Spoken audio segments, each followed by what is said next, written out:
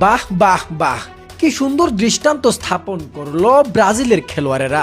ভিনির অপমানের প্রতিশোধ নিতে প্রথমে তার পাশে দাঁড়ান নেইমার, তারপর ফ্লুমিনেন্সের নারী দলও ভিনির মতো সেলিব্রেশন করে, আর গতকাল ওয়েসলিও গোল দিয়ে ভিনির মতো সেলিব্রেশন করলো।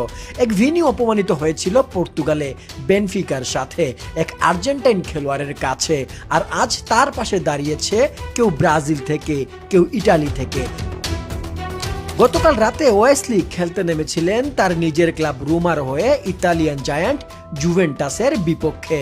সেই ম্যাচে গোল করেছেন 39 মিনিটে। গোলটাও ছিল একেবারে দেখার মতো, চোখে লাগার মতো ছিল গোলটা। তারপর কি করেছেন জানেন? দৌড়ে গিয়েছেন কর্নার ফ্ল্যাগের কাছে।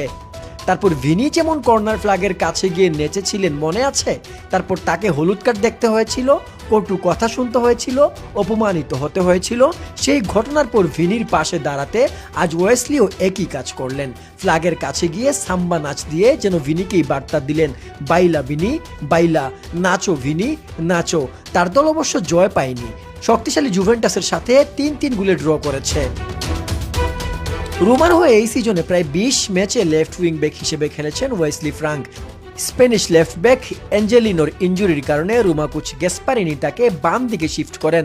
তারপর থেকে ওয়েসলি এত ভালো খেলছেন, রেগুলার লেফট ব্যাক হিসেবে অ্যাঞ্জেলিনো আর দলেই সুযোগ পাচ্ছেন না। Right footed offensive left back হিসেবে দুর্দান্ত ফর্মে আছেন Brazilian regular right back Carlo আনচেলত্তির দলের অন্যতম একটা মিসিং পাজল লেফট ব্যাক। যদিও ডগলাস স্যান্টোস ভালো খেলছেন, কিন্তু ওয়েসলিকে বাম দিকে ট্রাই করে দেখা যেতে পারে এবারের বিশ্বকাপে। এর আগে ভিনির মতো সেলিব্রেশন করেছিলেন আরো দুইজন, তাদের মধ্যে একজন নেইমার জুনিয়র। নেইমার জুনিয়রটা অবশ্য সারা দুনিয়ায় ছড়িয়ে গিয়েছিল, কারণ নেইমার তো এমনই মহা স্টার, মেগা স্টার। নেইমারের উদযাপন অবশ্য ছিল অনেকটা ঘোষণা দিয়ে। নেইমার তার নাচের ব্যাপারে বলেছিলেন নাচটা ভিনিসিয়াসের জন্যই ছিল।